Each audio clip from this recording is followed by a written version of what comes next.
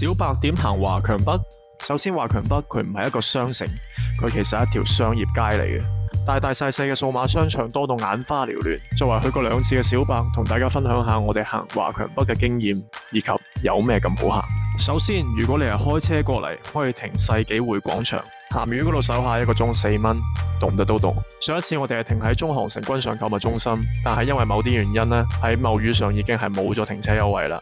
Rest in peace。停好車行出嚟，一條直線就去到第一個地方，龍城配件城。呢度有某森嘅平替風筒、耳機、生果平替手錶、遊戲機、音響、帶製冷功能嘅風扇、帶藍牙音響嘅眼鏡，同埋充電寶都應有盡有。3樓打上嘅商鋪呢，基本上都唔做零售嘅。如果你問零售價，同一個型號嘅產品，基本上每一間鋪嘅價錢都差唔多。大部分嘅產品零售開價大概50到180蚊。如果你係預咗過嚟消費嘅話，可以大膽講價。跟住行出嚟過條馬路，第2間匯通通訊，呢度就係手機殼同錶帶等小配件為主。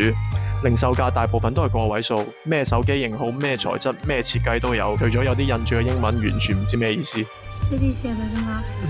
該不是了不啦？結束之後行多400幾米就到遠望數碼城，呢度就係賣2手機同埋全新機為主。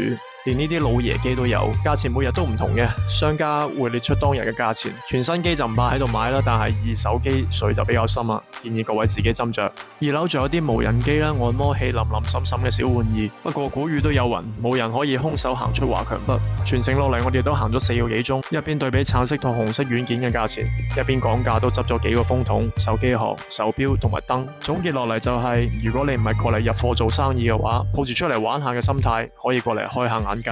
反之就冇必要山長水遠走過嚟啦，畢竟中國嘅網購真係已經太發達啦。